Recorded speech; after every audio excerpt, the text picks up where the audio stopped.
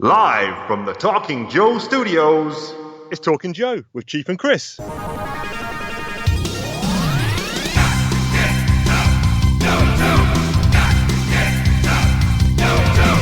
Hey, it's me, Birthday Chief Dog, joined live by my buddy as always, Diagnostic 80. Happy birthday to you. Yeah, it's me, Chris McLeod. Happy birthday, Chief, you awesome man. How is it at 76 years old? Well, you sent me a message saying happy 70th birthday. I've added a few years.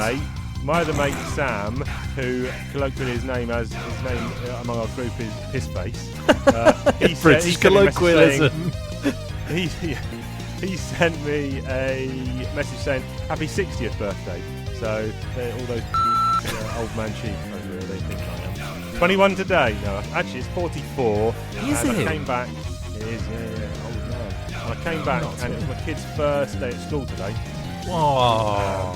Which was good. She settled in well. And I came home and they had done a tea party for me and a cake. And she said, "Daddy, I've only put 4 candles on the cake because 44 would not fit." 4 candles. Well, there you are, 4 candles. No, 4 candles. Handles for forks. Oh, what a bit. I'm kidding. So, yeah, there you go. Yes, I don't really feel too different, apart from, I think, my wife chucked away even more plastic of mine today. Oh. And also, shout out to Dave Reese, who did send me the chippies. Good lad. Chipstick kind of curry sauce flavour crisps, and my wife did eat 1.5 packets of those, which I said, "These are mine, don't eat them," but she did anyway. So how very dare you? You should have just told her they were plastic. If I need any more, Dave, I'm going to send you like a running PayPal order, so you can send them down to me. But yeah, there you go. And of course, don't forget that we are recording this in the future, which you listeners is your present, and for us will be the past. So work that out if you can. I think we've created some sort of time paradox. Just the Back to the Future music. Love Back to the Future. That might tie into a question later. Ooh, will it? Yeah, yes it will. Good. Yeah. The only other thing I've been doing was I actually went down to Littlehampton for a little 3-day break on the beach down on the south coast, which was nice. Looked good. Looked fun. Yeah. Sent some pictures to my boy, Diagnostic. And that's me. Then came back. It was non-stop week. Came back. We had to go to my missus's Nana's 80th birthday, which actually isn't her birthday till November, but she says she will not celebrate her birthday in cold weather, so she celebrates it in September. A random day every year in September she chooses. Hilarious. Not her birthday.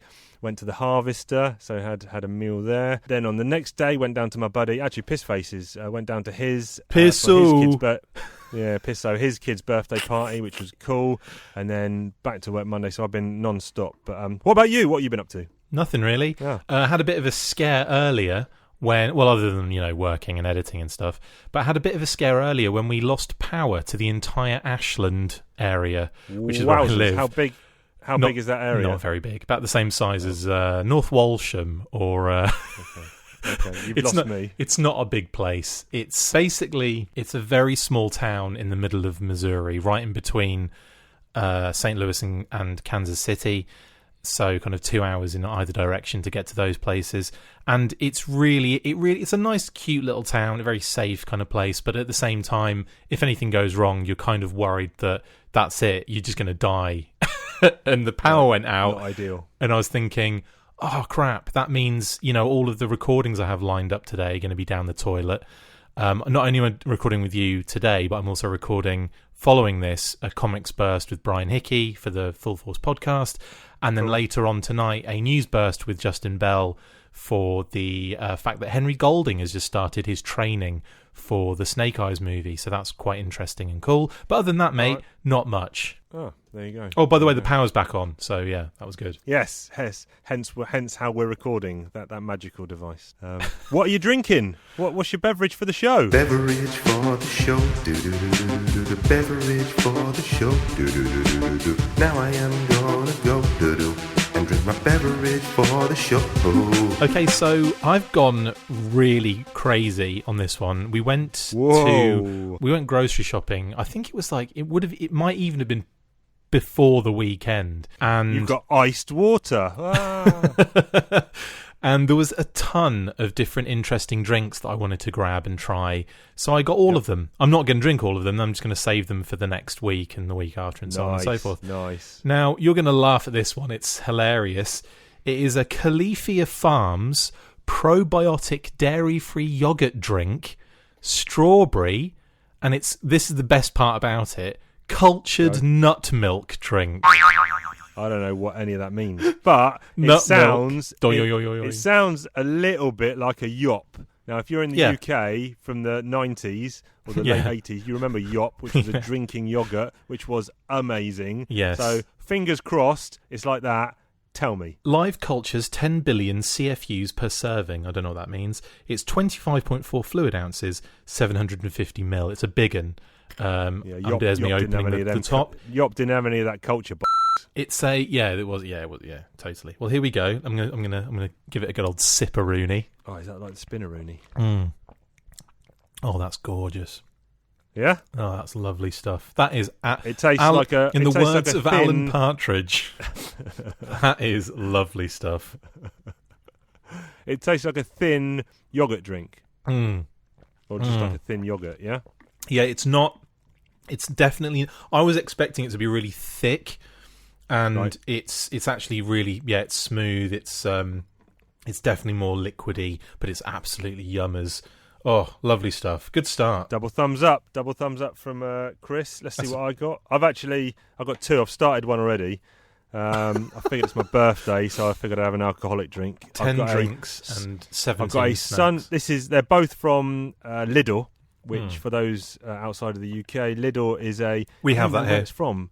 Oh, do you? You have Lidl? I think so. Where are they? Where is that from? What's the origin of Lidl, country-wise? I think it's one of the Scandinavian places. German? Oh, is it Scandinavian? Well, anyway, I'm thinking Aldi's German, right? Possibly. Anyway, Aldi and Lidl invaded the UK, much like an army invades another country, and to pop up all their supermarkets and try and put Sainsbury's and Tesco out of business. But anyway, they do cheap stuff. So I've got a Sunrise Cocktail Cosmo in a can, carbonated cranberry and lime flavoured drink with vodka, 5% volume, 250 ml, 89p. It's already open, so I'm going to have another drink. I never tell you how much mine costs, do I? No, I don't care. Right, that's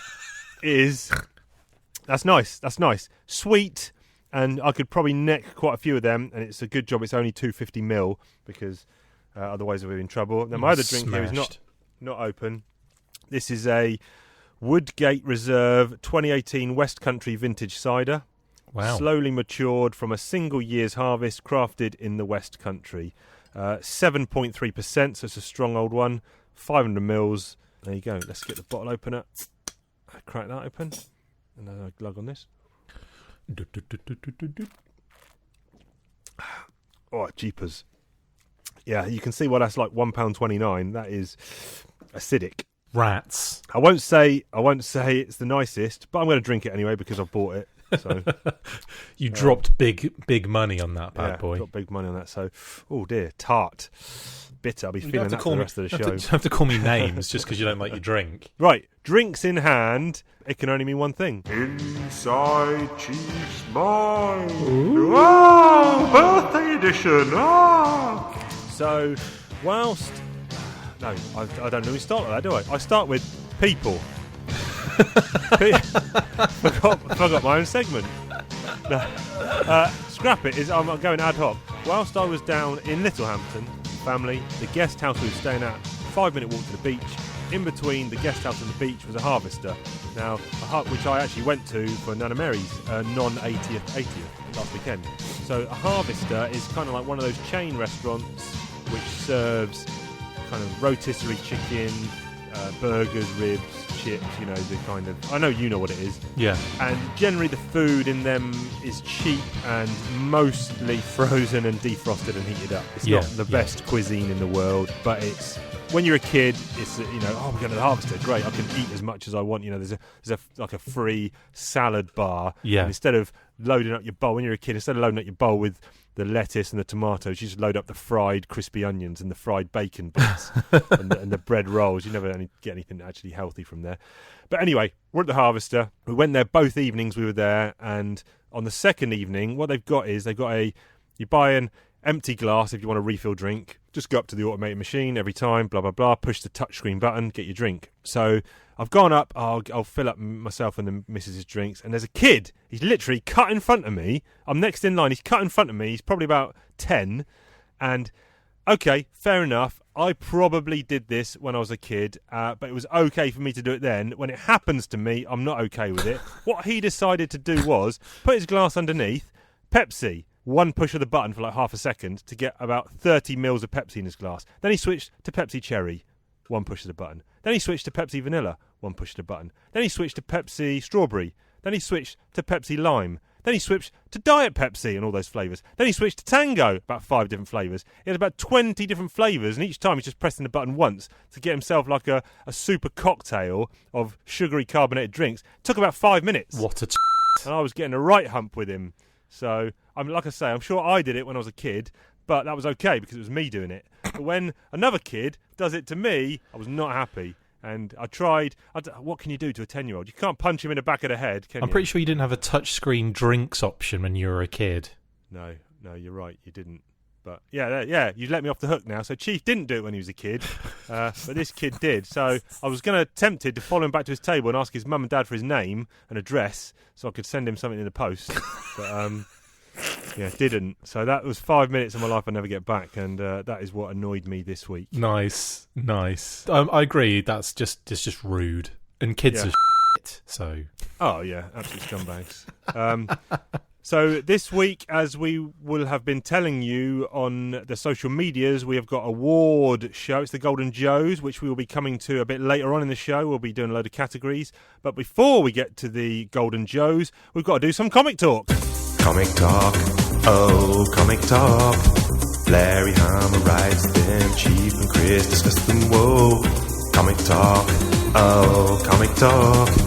Larry Hammer writes them, Chief and Chris discuss them, whoa. So this week we've just got the one issue because we needed to make some room for the Golden Joes, and it's issue 119 of G.I. Joe Real American Hero. This is dated December 1991. Story and art by Herb Trimp, colours by Herb Trimp, letters by Rick Parker, and that is it. So let's have a look at the cover. I like this cover a lot. Yeah, nice cover. Do you know what? Something I haven't really been talking about is the fact that quite often with the G.I. Joe comics, they'll do something slightly different with the logo, like give it different colouring and all that kind of stuff. Yep. And I love that kind of phased, like burnt orange kind of like vibe they're going for on this one. Yeah, it's nice. It's good stuff. And on the cover, we've got New Look Storm Shadow. Love that. Who has not been introduced so far. No. I'm a massive fan of this outfit. Gorgeous. Again, I assume it was a toy. Yeah, I have no knowledge of the toy. Yep. Okay. His previous one, I know you were a big fan of the camo, the grey camo. I was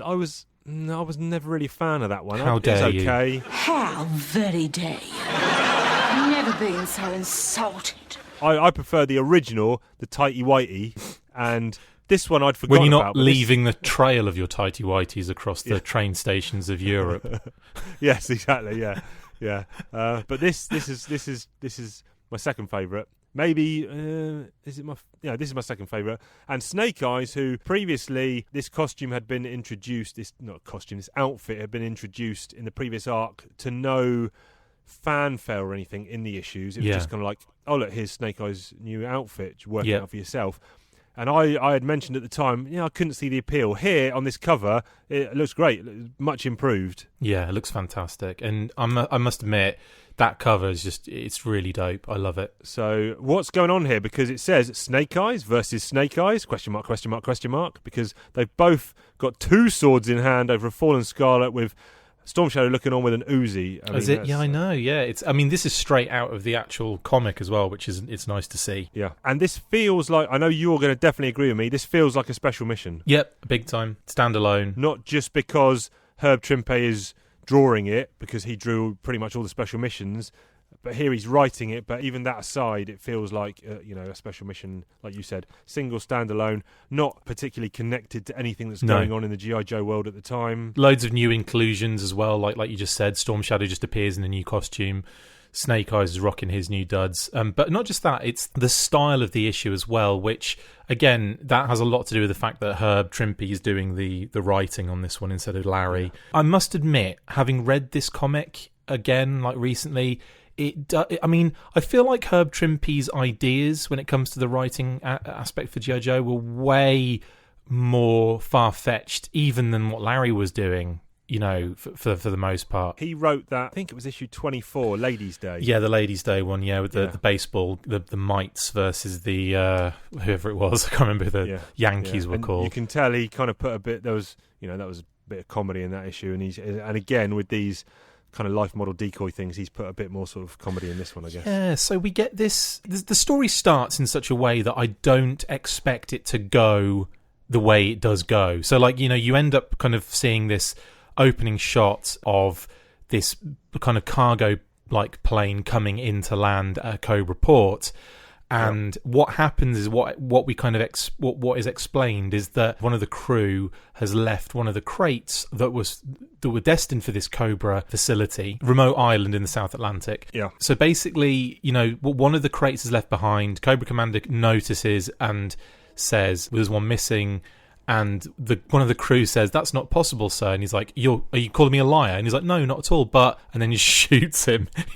Cobra Commander is ruthless. Just here. And again, he's got right to be in this case, because you'd be angry, wouldn't you? And especially after the fact that one is missing. And look, one of them is missing. We zip back to Long Island, an airport there in Long Island, and this kid finds this crate that's been left behind, and he busts it open. And lo and behold, George Bush. He finds a load of bush in there. Yeah. And so this is kind of, like you said, this is the breakdown of the issue. Cobra's been manufacturing these cyborg robotic replacements for well-known world leaders and captains of industry and famous pop stars and athletes, and they're just going to proliferate these all around and put them into society and kidnap all the actual people, with the goal of, I guess, just, I don't know, having control of slowly all taking the world. Over. And what makes me laugh is this is basically the plot of the Synthoid conspiracy. In the previous episode, the G.I. Joe forces were conducting war games when suddenly Generals Howe and Franks, Colonel Sharp and Admiral Ledger were captured by Cobra forces. Time for a nap, gentlemen. The officers were then replaced with Synthoid duplicates, artificial humanoids, loyal only to Cobra. Excellent. Which is a Sunbow cartoon from G.I. Joe, which was basically about them creating these, synthetic humanoids, Synthoids, which were going to kind of replace certain, like G.I. Joe members and all that kind of stuff.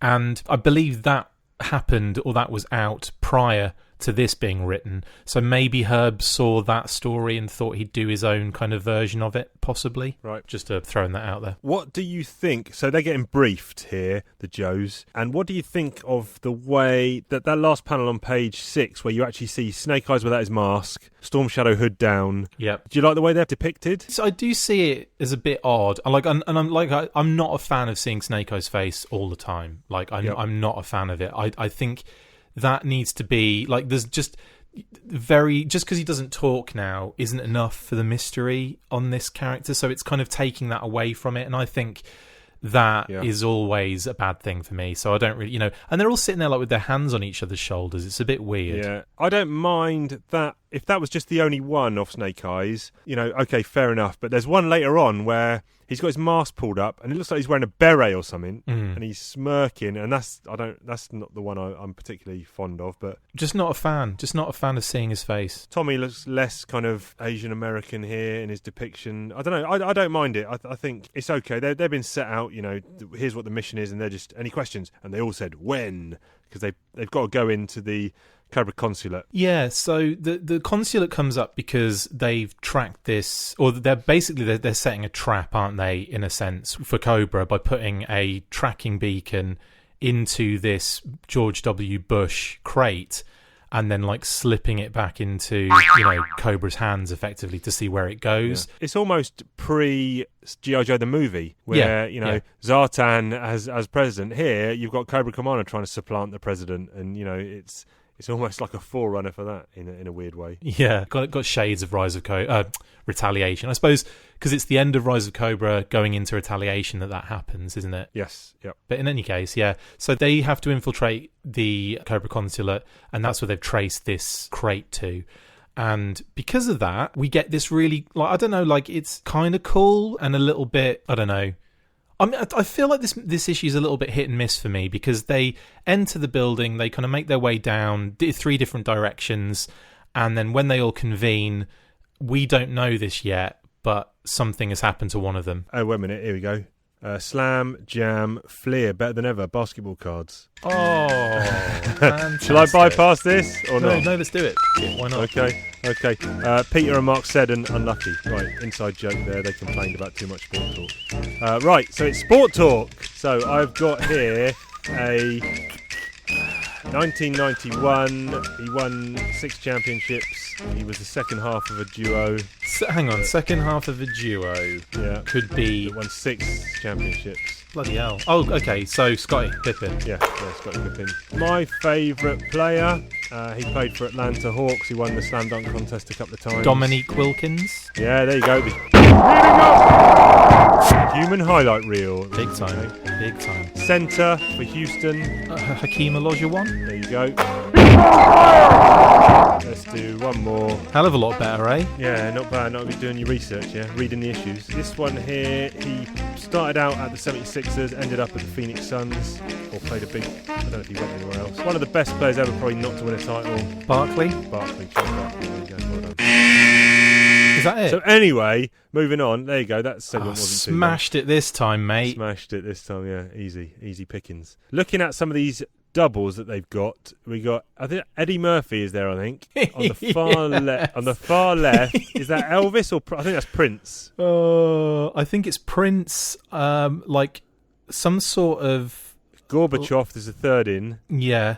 I don't know who that second one is. I've got. Is that saying it's like CNN on his shirt? I think it's CNN, but I wouldn't know any CNN reporters. And that's Schwarzkopf on the right, isn't it? Is it? I don't know. I thought it looked like Gene Hackman, but no, because he's wearing the desert. He's wearing the Gulf War desert fatigues, isn't he? So I think that's Schwarzkopf. Yep. And then on the top one, who's that? You got Saddam Hussein, I guess. Yeah. And then, is that one of? It's not Colin Powell, is it? I don't know. Oh, I don't know. I was thinking it was one of the jugglers. Well, not one of the jugglers, but one of the generals that is kind of like on the Joe's side.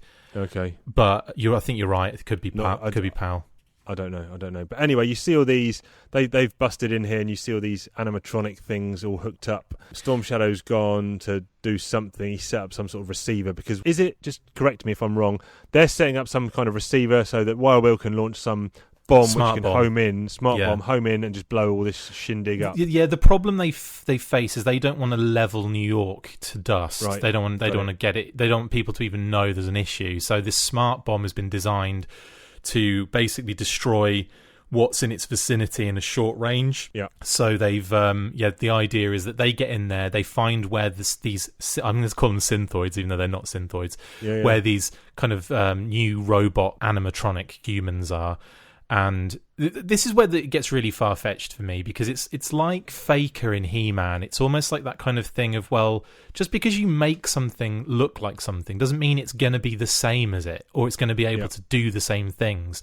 If they can make a robot, and this is going to be the spoiler alert, Snake Eyes has been stopped halfway down, hasn't he? And he's been replaced by a synthoid without the other two Joes knowing. But it's so lifelike and so Snake Eyes-like that at one point they're like, which one is which? When the original Snake Eyes shows up. I know, and the fact that it's fighting them and kicking their ass, and I'm kind of thinking, as if... That is some tech that Cobra have discovered. If they've managed to do that, just make a ton of Snake Eyes robots then, and then just have them instead of Battle Android troopers. Or just, if your tech is that good, just like fix the stock market or something. I don't know. There's so many... I don't know. It's just, I don't like it when that kind of stuff happens. You know, for mild...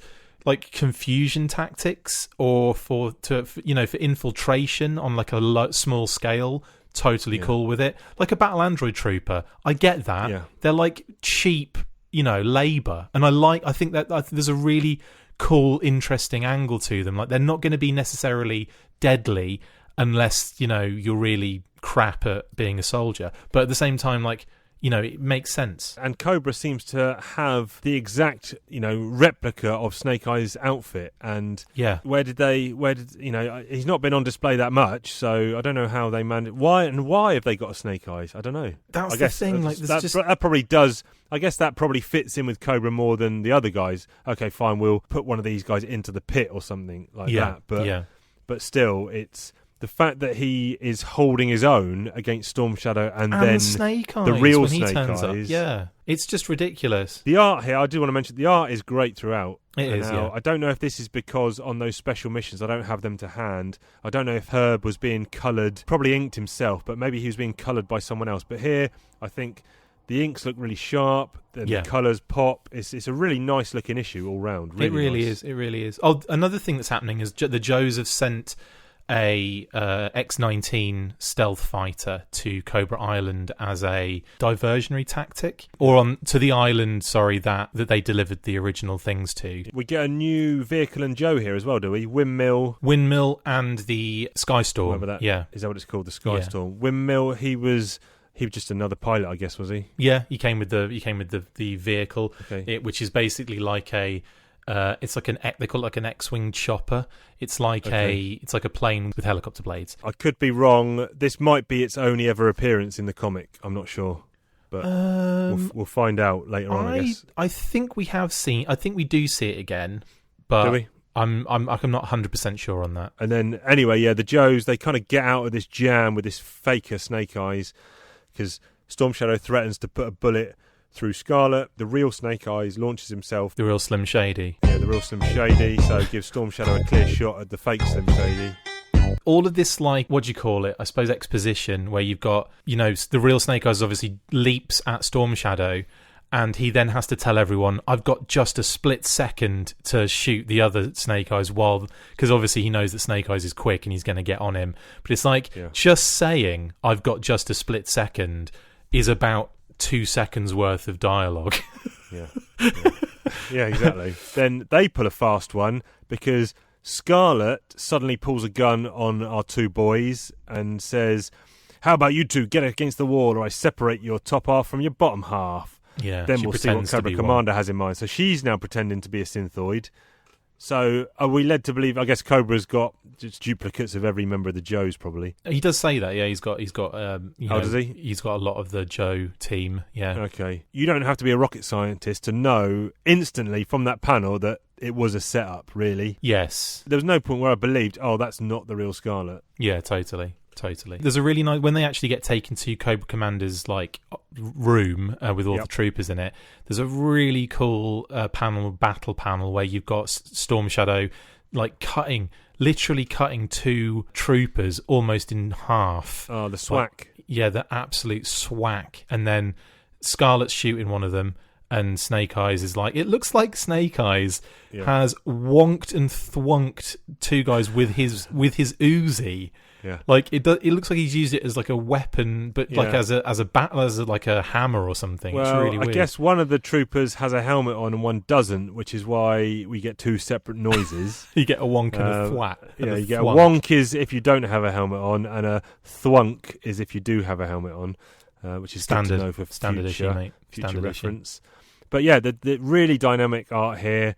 Movement, energy, really nice stuff. Cobra Commander escapes. They dispatch the troops and everything, but now they've got the problem that Wild Bill is on a time limit and he's holding back to send this missile in, knowing that the Joes are still in there, but they've got to get out. But they what happens then is this really odd thing where they've almost lost the skills of ninjas. They've managed to infiltrate into a room from the top down in a way that they didn't, if they didn't know the layout, they wouldn't have been able to do. And now all of a sudden they don't know how to get out of the building. It just seems a little bit weird that, they're ninjas for f***'s sake. They'd be able to escape the building quickly. And obviously Wild Bill's holding on. Eventually he lets this smart bomb go. And this gets, again, a little bit far-fetched. and the smart bomb sprouts helicopter blades halfway through its like movement through the building, and like just kind of he then operates it to find where he's got to go, and there's obviously this faint signal that the Joes have left behind for it to kind of go in and find, and they come face to face with it at one point, and it's just, I don't know, it just seems a little bit silly. Yeah, it's kind of unravelling a little bit, I think, in terms of plot. Like you mentioned, there's good stuff here, but the silliness or the logic is... Yeah, it goes right out the window, yeah. Yeah, it's kind of going out the window, which is a shame because, like we've mentioned, there's a lot to like here. This could quite easily been avoided by them just booking it as fast as they can to get out and just making it on time, which they do, but to have them running around lost and not being able to find their way out was just ridiculous. Yeah. I think if they just done it like, it could have been so much easier. Like, the missile's gone in, we've got to get the out. It's that simple. They book it, they make it at the last second, boom, and there you go. There's your fun kind of suspenseful moment. But the way it's done, it's like, oh, wait, let's wait for the lady to get on the helicopter. And it turns out he doesn't even have to blow it up until they're on the plane. So it can just sit there and wait until he's got them. So it was really like I don't know, it just took all of the suspense out of it, really, for me. Yeah. In any case. Just before that thing blows up, we see a few more of these Synthoids. We see Don King, boxing promoter. Amazing. We see, I think that's supposed to be Donald Trump, you know. Yeah, I think it is. Possibly. And then maybe Ronald Reagan. A Ronald Reagan with reject stamped on his head. Is that Reagan? It looks a bit Reaganish, doesn't it? Yeah, it's Reagan. It's Reagan with reject on his head. I would also go as far as to say it's some more people in the background, and it looks like Scarlet and Roadblock. Do you know what I mean? Like kind of just above Reagan's head. Yeah, possibly. And I think on the far right, just to the right of Trump, I reckon that might be Mick Jagger's lips. Oh, totally. Good Maybe. Shout. Yeah? I don't know. Possibly. And the Predator's been in there because you can see all the bodies hanging upside down, skinned alive. Yeah, nice. Jim Harper, page. They skinned him alive. Love Predator. Might even watch that again tonight. Yeah, me too. Thanks. Every time you mention it, I feel I have to watch it. Big time. Oh, also the X-19 has been hit and blows up by and that obviously that actually turned out to be a complete decoy. And what's his name? We never remember his name. Ghost Rider.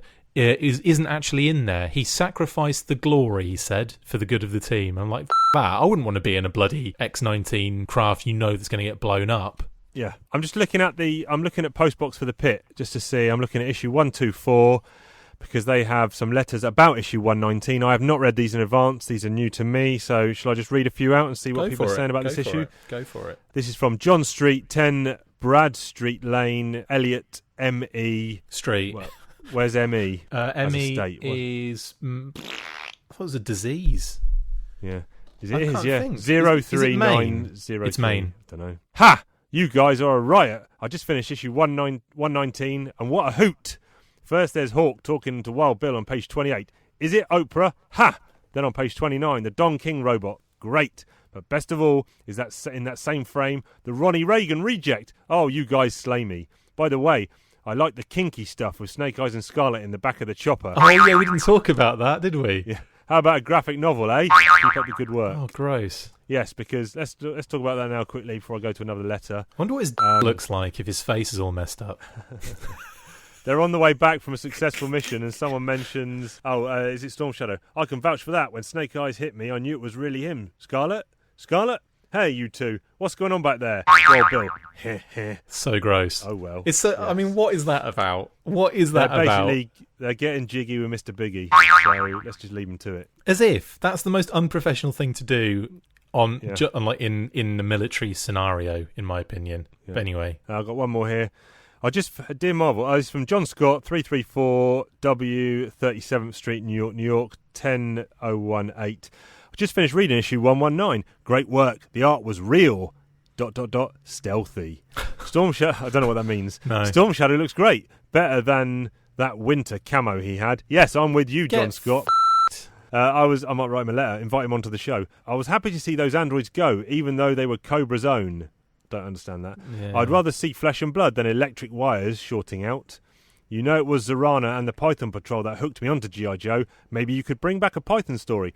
And knocking off a veteran, Joe, would really bring the Cobra Troops' morale up. Gross. So how about it, Larry? Wait a minute, haven't we just had the whole death in Trucia Abysmia? Yep. Crossovers with other titles would really bring my morale up too. Other readers would have their morale raised as well.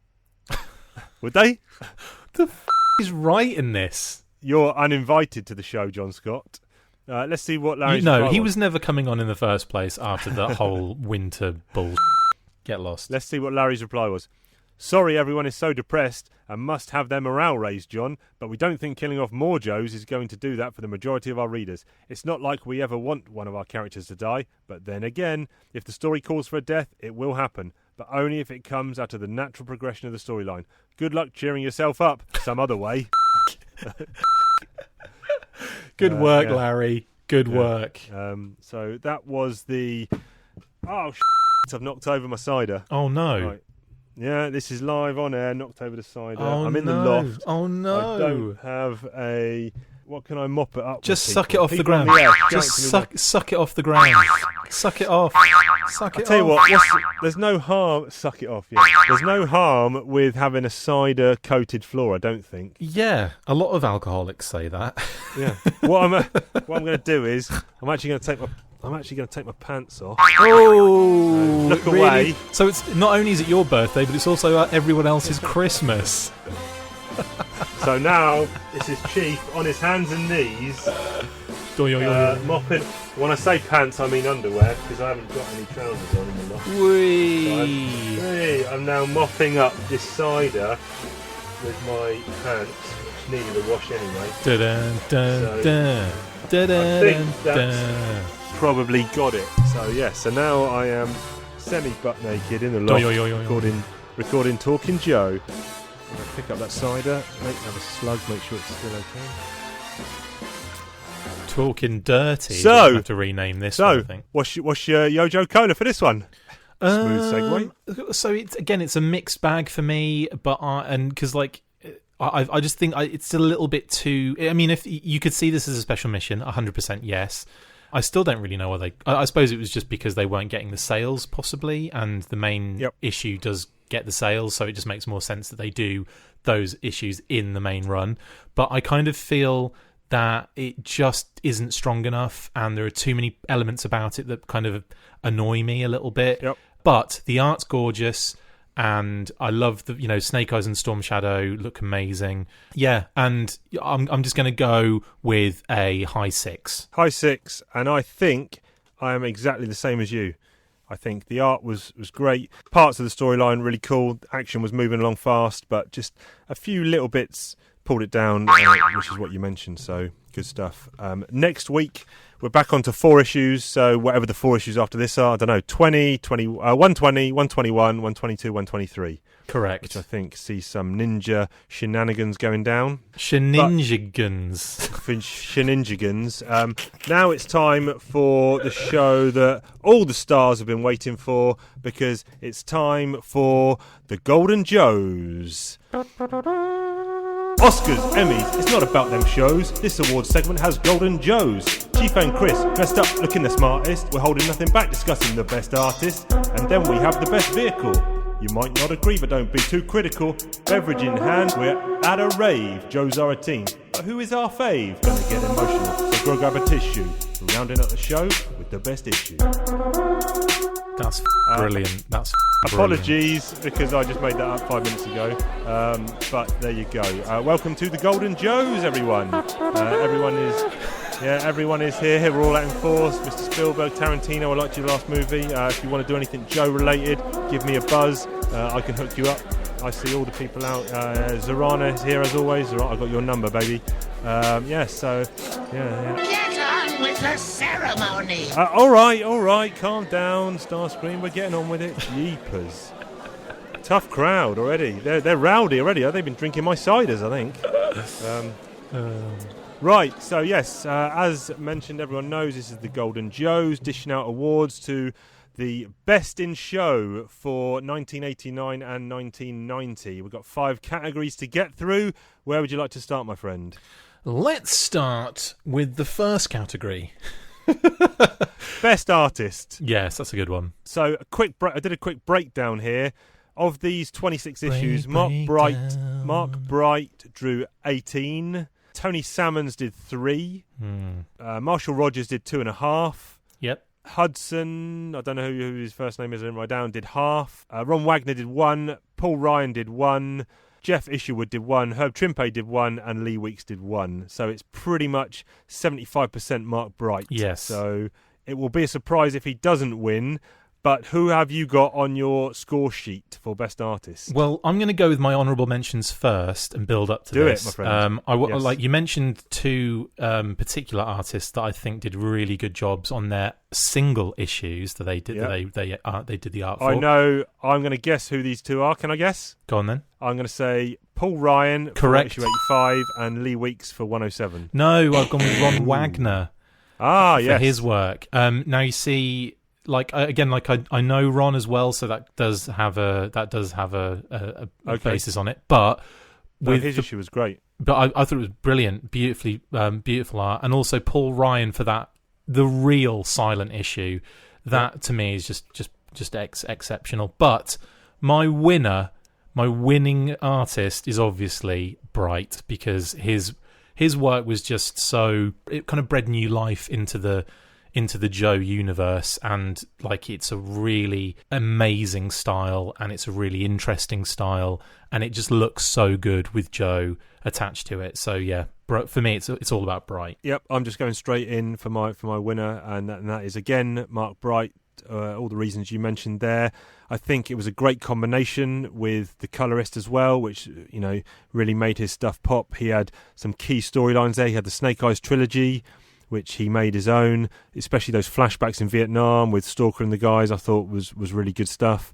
He had the Barovia, Snake Eyes Return. I know we weren't that high on the story overall, but the art throughout that was fantastic. Yeah, he did some Road Pig stuff, some Dreadnought stuff. So yeah, Mark Bright all the way for me, and more issues than I thought he did actually, which was a nice surprise as we were reading it. So double whammy for Mr. Bright. I'm sure he'll be delighted. I will ping him and let him know. Awesome. You've got to mention his amazing duo up front with David Hurst back at Sheffield Wednesday. Oh yes, of course. Banged in a lot of goals. How the man had time to draw 18 issues of G.I. Joe, I don't know. Amazing. Next. Best vehicle. Ooh. I'll go first. I've got an honourable mention for the most ridiculous vehicle ever, the Fang 2. Cobra! Cobra bangs a jet flying past it low, and a fighting cops are out hunting for Jack. Oh, nice. Which was so silly, I liked it. But my actual winner is I'm going with the Thunderclap. Thunderclap is setting a trap. 2 incredible Cobra smashing attack vehicles, towing 1 monster gun. Nobody beats G.I. Joe. Thunderclap comes with driver Yo-Yo. Now it only appears, I think, in one issue, which is issue 92. But I like the way, and again, this is Mark Bright drawing this. I like the fact that it's a big un, so to speak, but not in the way that the Rolling Thunder or some of those others were vehicles that were stuffed with just kind of stuff and made to look super Goliaths, mammoths kind of thing, with loads of places for loads of different guns and outcroppings and pegs for figures, whatever. This just felt like a big kind of 3-piece cannon. Yeah, totally. And the way it's drawn and the way it's involved in the storyline, where it just is that panel where it does the big boom, whatever, and it's lifted off the floor, and then you see the crater it's left. I would like to have seen more of that vehicle, but the Thunderclap for me. What about yourself? No, I agree. And in actual fact, I had an honourable mention down for the Raider as well. So it's snake stopping season, and we're going hunting with a G.I. Joe Raider. Nobody beats G.I. Joe. G.I. Joe Raider. I also had Fang 2 and Thunderclap as honourable mentions for, again, same reasons. Fang 2, obviously, because I did it for the Chris Talks Toys on one of the episodes as well, because it's just so unique and mental, but at the same time I've got a lot of love for that. Thunderclap, massive, brilliant. Raider's pretty cool, but for me the winner is the Warthog. And on the Warthog is Sergeant Slaughter. But nobody beats G.I. Joe, the G.I. Joe Warthog.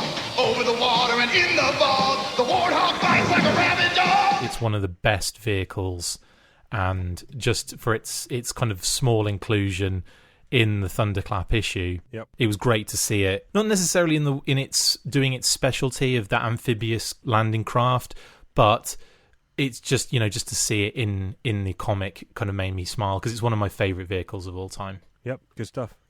Where should we go next? Should we go for favourite cover, I think? Cover, yes. You first, my friend, I think. Well, for me, I've got a couple of honourable mentions, and they come right at the start of the run that we're kind of focusing on, and that's issue 82. And so just not to cut you off, well, I'm going to cut you off, so yeah. Cutting you off, just to remind everyone, this is for the period 1989 to 1990, which is issues 82 up to 107. Awesome. Which I probably should have said at the start. No but problem. I'm saying it right now. So yeah, 82, right at the start of that run, the Viper and Repeater cover, because Repeater's really cool. Oh yes, yep. And the Viper sneaking up on him behind him it's just like there's a lot going on. It's very intriguing, and you want to know what's going on and what's happening. Classic cover. Another honourable mention is the Road Pig cover when he gets introduced, because it's just so bonkers, and he fills the whole page, and he's firing his wrist crossbow, and it's got like property of Road Pig written on, all that kind of stuff. It's awesome, and I really like that cover, and that issue as well is really good. But my best cover is gonna piss you off. It's 103, and it's that really dynamic Storm Shadow version. Busting through the Juggler's glass. Yeah. Yep. Yeah, no, that's a good one. Very dynamic. Busting through the glass to kick Jugglers. Kind of Stone Cold Steve Austin here.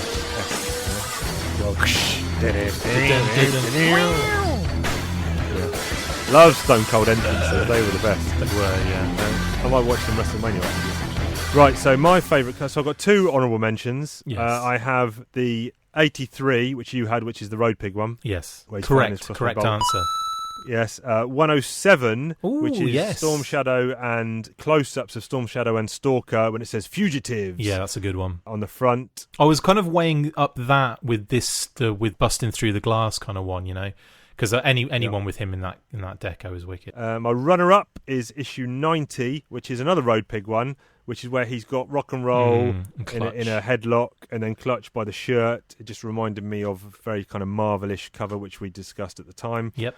And my winner is issue 100. I'm back with the big CC on the front. Nice. Just proclaiming his backness. Even though it's his front. Yes. Weird, that, isn't it? So there's the winners for best cover. So now we've got best. Should we do Joe and then issue, or issue then Joe? You want to finish on issue, didn't you? That was what you said in the rap. Oh yeah, my stupid rap said we're going to finish on issue. So we'll do Joe then. Yes. So okay, what have I got here? I'll do me first then. I have honourable mentions to Wildcard, who featured in issue 89 and issue 100. Clumsy git. Where he is in the Mean Dog breaking stuff. Yep. Which I always find funny and like. So, fan of Wildcard.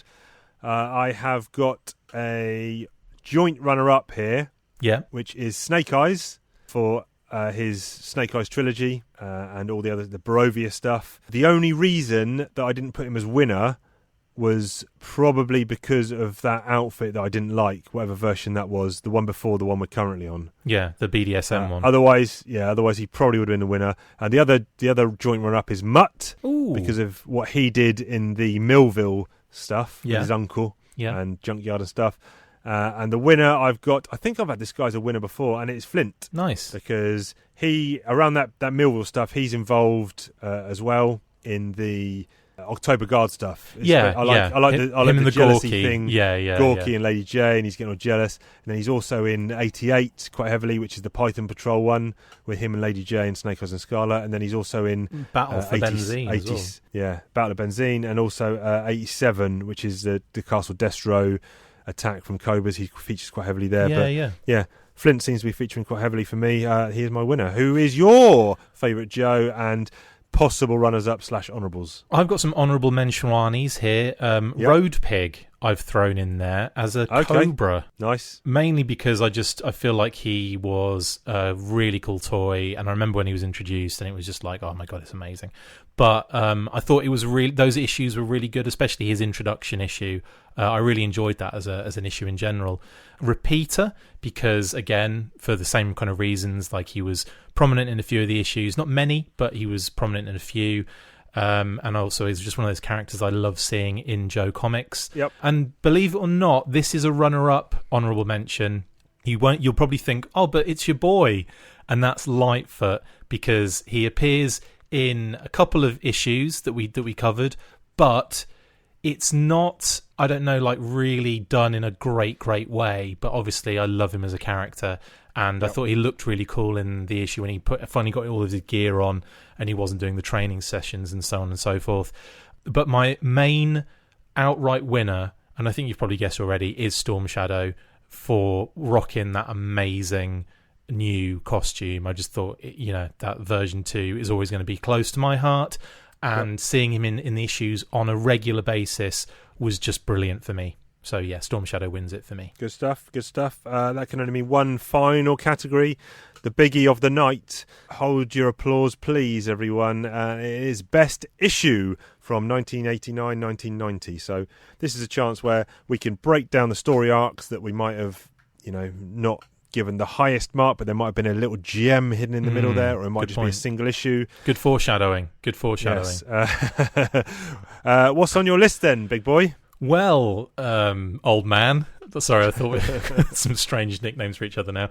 Grandad. So basically, I have thrown in my first honourable mention is issue, and it's right at the other end of the spectrum, 107.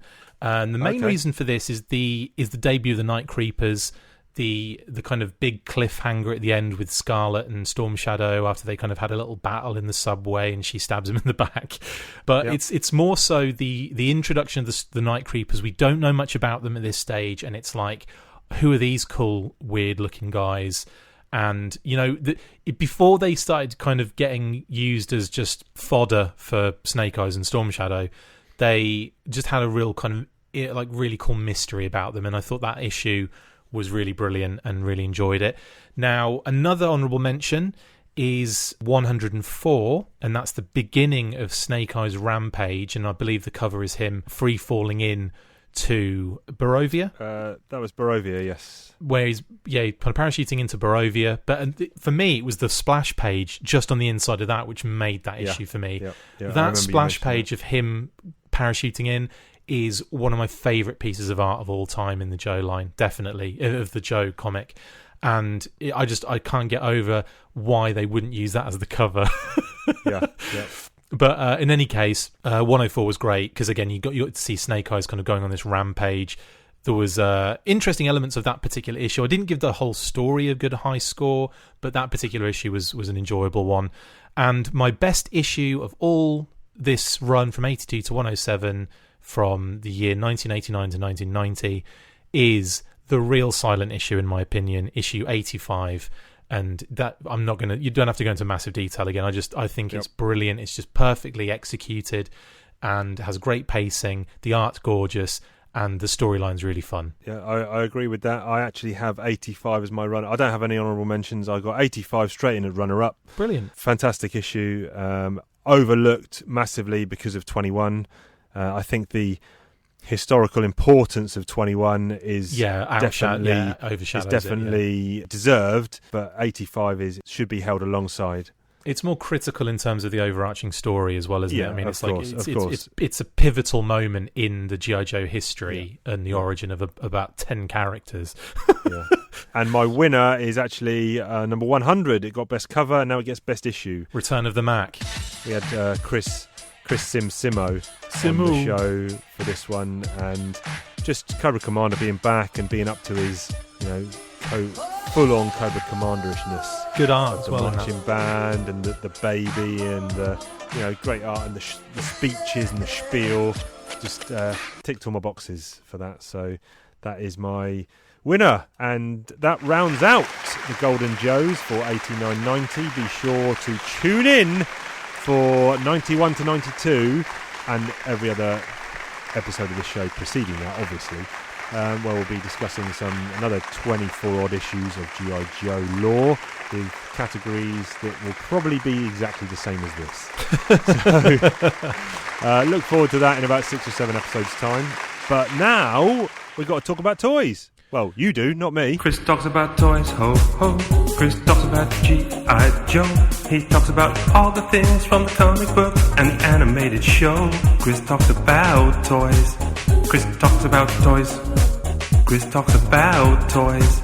Chris talks about toys. Hi, yes, it's time for Chris Talks Toys, and this time I thought I would take the opportunity when we've only really looked at one issue, and in terms of the characters and vehicles and stuff involved in that issue, it was rather slim pickings, as I'd either discussed them already or wasn't really that interested in talking about them just yet. Especially, I mean, like Storm Shadow stood out to me as a new character in that in his new deco and everything, so that's something we may come on to a little bit later on. But I thought I'd take the opportunity to finally look at the Tomahawk with lift ticket. Take a look at the new G.I. Joe Tomahawk. Look, Cobra's attacking the All-Striker. Tomahawk to the rescue. Tomahawk holds 8 Joes and it's loaded for battle. Yo, Joe! Tomahawk's gonna chase some Cobra. Tomahawk is on the go. Tomahawk's gonna chase some Cobra and rescue G.I. Joe. G.I. Joe! Live the adventure of G.I. Joe. G.I. Joe Tomahawk. Other Joe and Cobra figures sold separately. Yo, Joe! Because we do see the Tomahawk. We don't see lift ticket in this issue, but we do see Wild Bill piloting it, which is a rather interesting decision on, I suppose, Wild Bill's he's one of the most famous of the kind of helicopter pilots, so I imagine Trimpy... Do we ever see anyone other than those two flying the Tomahawk? That's a very good question. I can't think off the top of my head if we have seen anyone else fly the Tomahawk. Right. Maybe that's something we might come to as we look at the rest of the issues, but I can't think of anything that's already preceded that. No. But yeah, interesting point though. But the other thing is, I suppose, the other helicopter pilots are so synonymous with their particular vehicles that it's very difficult to see anyone else flying it. I mean, I personally found it difficult seeing Wild Bill flying the Tomahawk instead of lift ticket. But Wild Bill, you can kind of just put him in anything. Like, you can go in the Dragonfly, you can go in the Lift, you can go in the Tomahawk, you can go in pretty much anything that exists in the Joe universe, and you don't really have an issue with it. But putting other pilots in other helicopters, I always feels wrong. In any case, coming back to this toy, the wonderful design, the beautifully designed Tomahawk was released in the US in 1986. And we didn't get it until 1989 in the UK. But I think it's possibly more likely 1988. I think that date might be incorrect, because I remember my friend Sean Risley, who I have talked about on the show before, Riz was his name. He was a big fan of G.I. Joe as well, and he bought the Tomahawk, or he had the Tomahawk as like a Christmas present or something. And I remember going around. His house was like through a housing estate.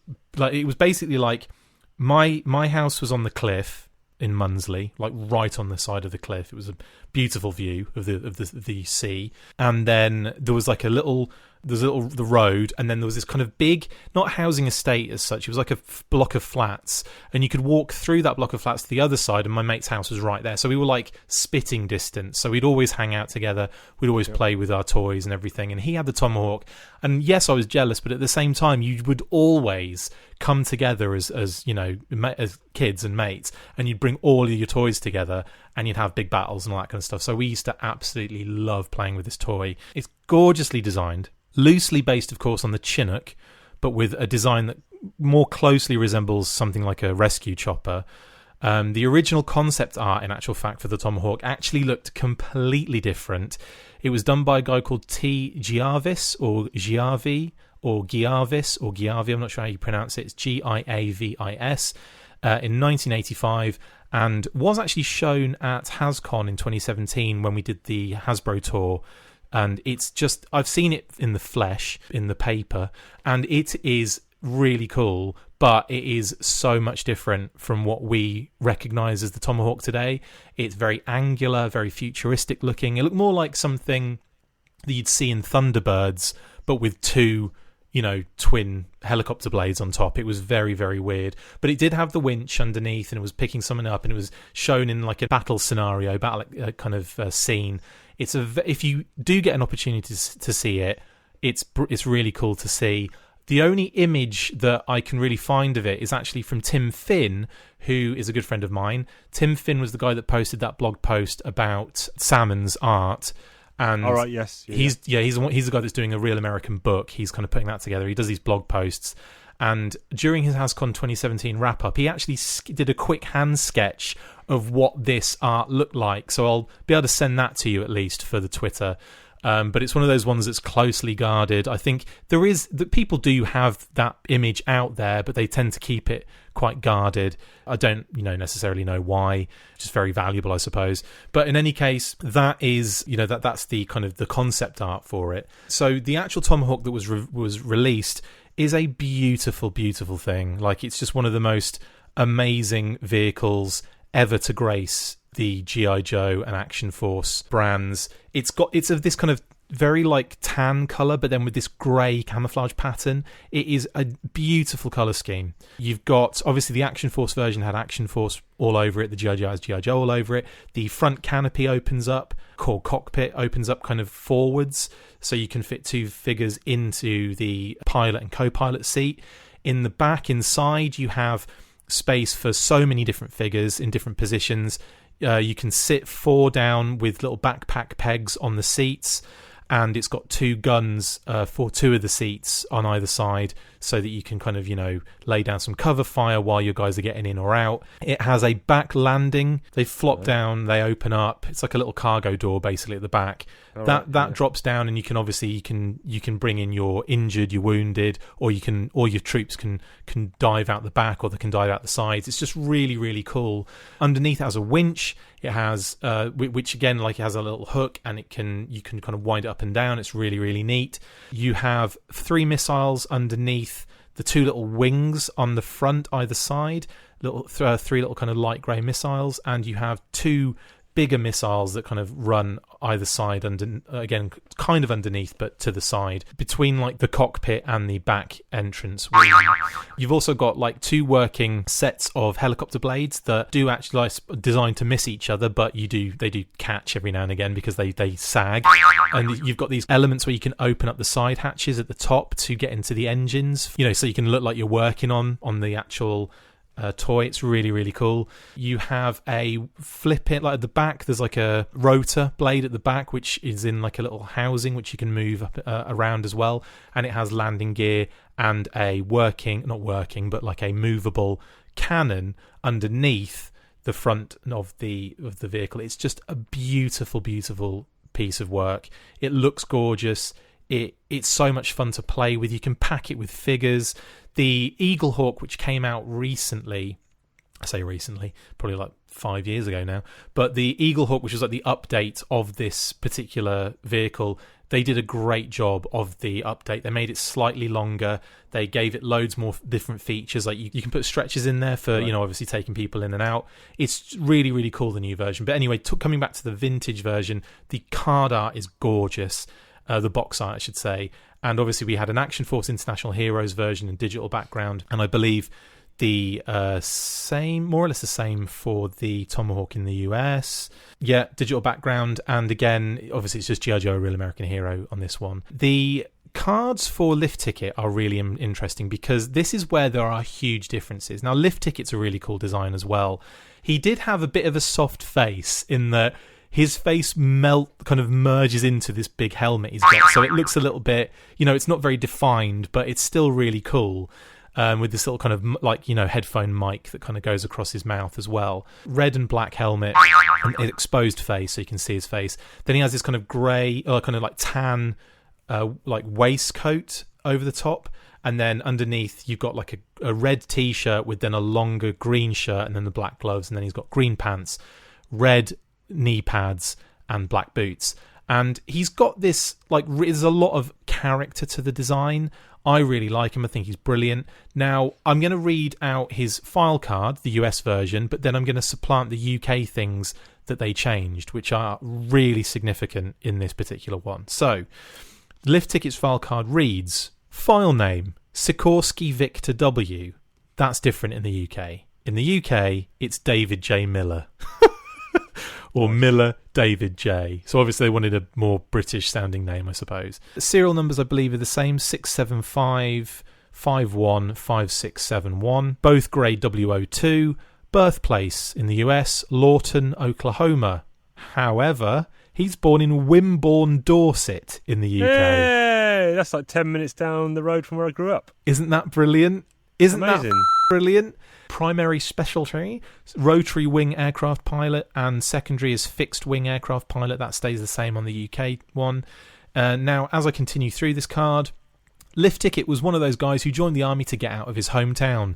The big difference with Lift Ticket is that he scored so high on the aptitude test that he qualified for West Point Prep, OCS Officers Candidate School, and Flight Warrant Officer School. Now, they just take out West Point Prep on the UK version because that is a US school.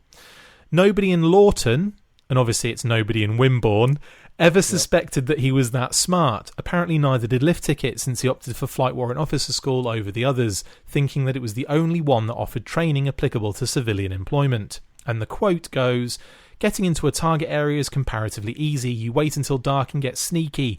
Now getting out after some caps have been popped and a can of firefight's been opened, well, that's another story. All you can do is squat on the LZ, landing zone, and hope that whoever's driving the extraction chopper is skillful, persistent, lucky and bulletproof. Lift Ticket satisfies the first three requirements and he's working on the fourth." And that stays the same throughout the UK one. But I love the fact that they made those changes to Lift Ticket in the Action Force version.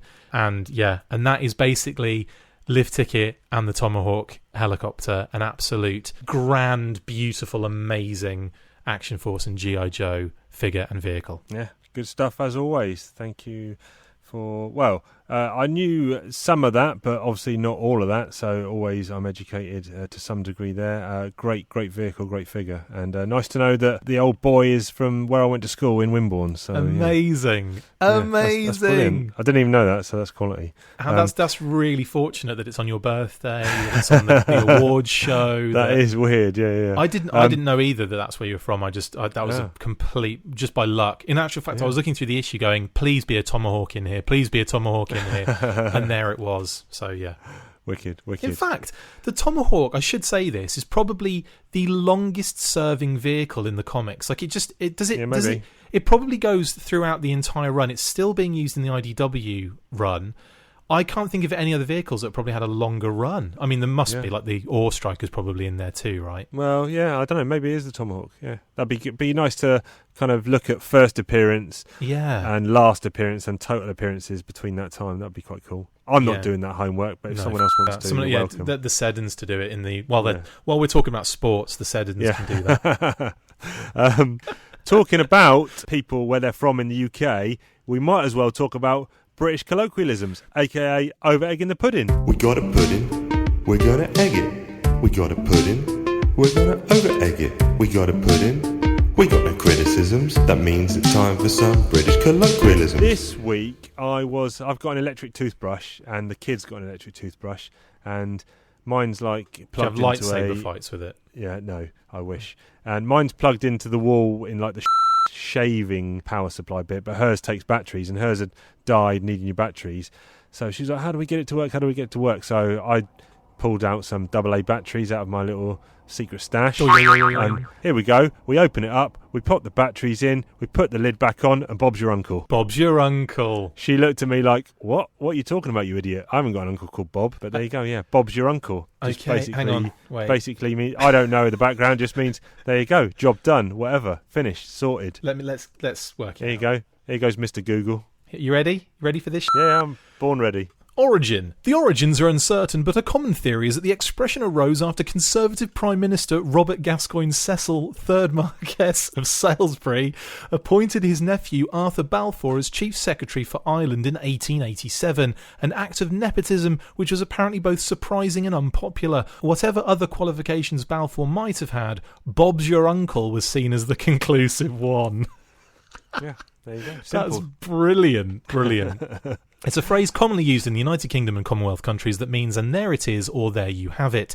Typically, someone says it to conclude a set of simple instructions or when a result is reached. The meaning is similar to that of the French expression "et voilà," or the American "easy as pie" or "piece of cake." Ah, right, yeah. There you go. What have you got for mine? Or for us? Mine. I'm actually going to look at I'm going to look it up because I didn't look up Wazzock last time because I just didn't think it. But I'm sure it does actually have a thing. Now, my one is linked to that sticker sheet I got on with. I think we're saying Whizzer or Yep. I think it was one of the other ones. It wasn't Beano, it wasn't Dandy. It was one of like those other. We had so many of those publications, like kind of like newspaper print kind of comic books, and the etymology of this is amazing. So on that sticker sheet was Wazzock, but another one that was on there was Pillock. Oh right, yeah. And this Pillock. and because it sounded very much like bollock, my dad didn't like me saying it. So that put an end to that. I still said it, and I've said worse things since. And my dad isn't that much of he's a lovely man, and I love him to death. So it makes me sound like he's some sort of hard taskmaster, but he just didn't approve. It didn't stop me from doing it. Or he just was like, well, that's a little bit close to bollock, so you probably shouldn't say it. So the etymology for pillock is, in the 16th century, the meaning was penis, probably from pillycock, penis boy man, presumably akin to the slang term dickhead, inept fool. Alternatively, can I start calling people at work penis boy man? Yes. Yes. Oh, you penis boy man. Alternatively, from the same basis as pillycock, compare regional Norwegian pill, penis, and the diminutive suffix ok, they've said here. So, there you go. Pillock, nice. Basically means penis, or penis boy man. I think when it was a more commonly used phrase, I haven't heard it for a long time, but I think it was generally similar to idiot. Yeah, definitely. In the kind of sense that it wasn't... pillock. Oh, what a pillock. Yeah, it wasn't anything overly harsh, but looking back at that, dickhead is obviously a bit more harsh. So, yeah. Good stuff. Educating the listeners, as always, on Talking Joe. One insult at a time. One insult at a time. Chris will be back to insult people next week. But before he does that, we've got to go to Chief Bass Chris a question. Chief Bass Chris a question. What'll he say? Barkley. What'll he do? When Pippin. Chief Bass Chris a question. Jordan. He'll answer those goddamn sports questions is what he'll do. If you look at movies, yes, what do you see? No, what would you say is your favoured franchise that has at least 3 movies? Probably the G.I. Joe franchise. I'm joking, of course. The only decent movie in the G.I. Joe franchise, live action, is Street Fighter. That being that Street Fighter figures came out on the G.I. Joe carded things, which we'll get to that Chris Talks Toys another time. In any case, I would probably have to say Jurassic Park. Yeah? Yeah, because I love all of the classics. I guess this is a tricky question because I was originally going to say, what's your favourite franchise where you can pick just 3 movies from the franchise? And I guess if your answer's not Star Wars, you're probably an idiot. But because obviously episodes 1, 2, 3 and whatever the last Turkey one was, number 8, bring the whole thing down, but episode 4, 5 and 6 are probably my number 1, 2 and 3 movies of all time. Fair enough. But this has turned into Chief Ask Chief a question. Yeah. Go on then, you do it. Jurassic. What are you saying, Jurassic Park? How many is in that? Is it 4 or is it 5? It's 5 now, but will be 6 very soon. Oh, another one, is there? Yeah, so it's like 2 trilogies basically. But obviously the first again, like I love all of them. I think they're amazing. Even Lost World and Jurassic Park 3 I really enjoyed. But it's really because I've always been a dinosaur nerd, and the toys that came along with them were just exceptional. Like I have such an affinity for Jurassic Park as a brand, not just really as the films, but as the kind of expanded universe that goes along with it, like the games and the comics, even though the comics were a bit weak.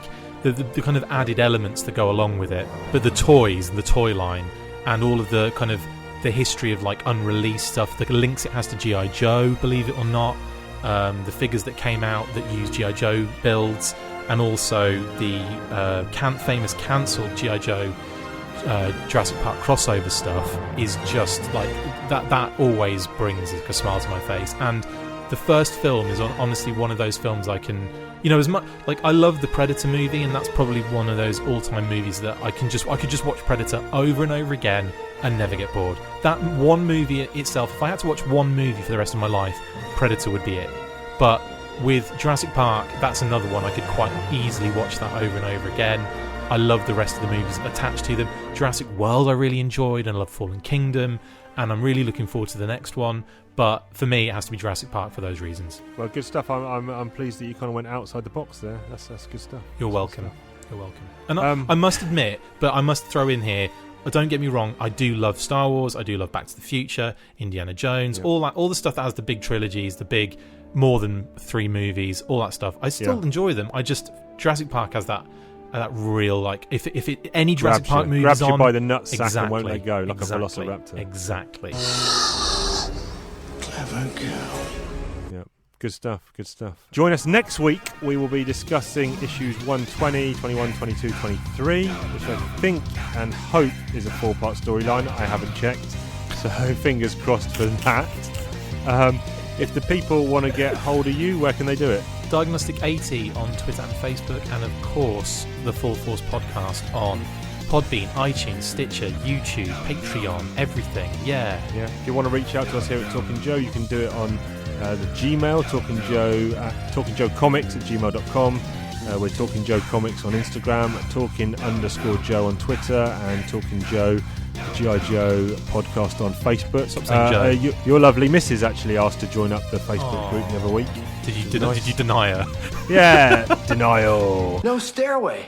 Denied. Right, that's it. I need to go downstairs and explain to my wife why I'm coming out of the loft without any pants on. You need to go and do something else. I don't have to explain that. I'm not wearing any pants either. But with all that said and done, we will catch you down the road. Bye.